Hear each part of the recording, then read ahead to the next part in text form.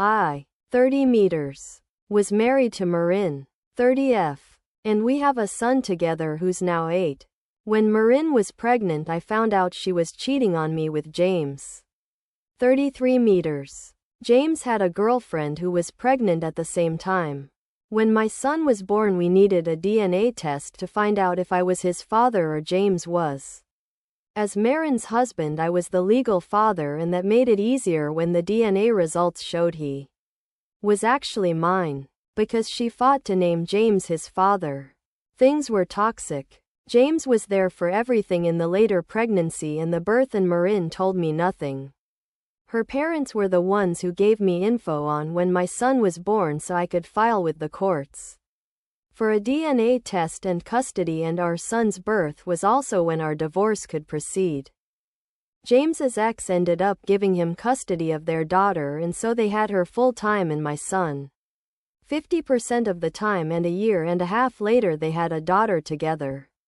At this point they have James's daughter and 4 children together. And I won custody of my son 3.5 years ago because in order to force more money out of me, they wouldn't feed him enough and let him wear dirty old clothes. And I only paid child support because I earned more than Marin. But we had equal parenting time back then. So now Marin sees our son every other weekend. My son's in therapy to help him with all the mess he's witnessed and been a part of in some way in his young life. Marin was also ordered to pay a small amount of child support, but she only paid a few times. She always uses the excuse that she can't afford it, and that might be true. I never push it because I can take care of my son without her.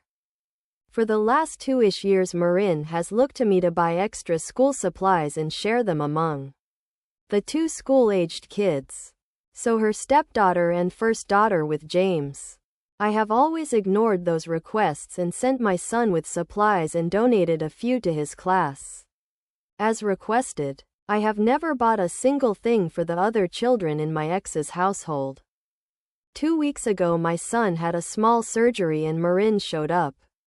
Marin brought up the school supplies issue and asked me to please be decent about this and get some supplies for her girls because they couldn't afford them.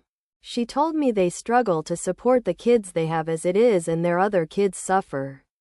I tried to move away from her, but she followed me to another table. So I told her I don't care if they can't afford their other kids.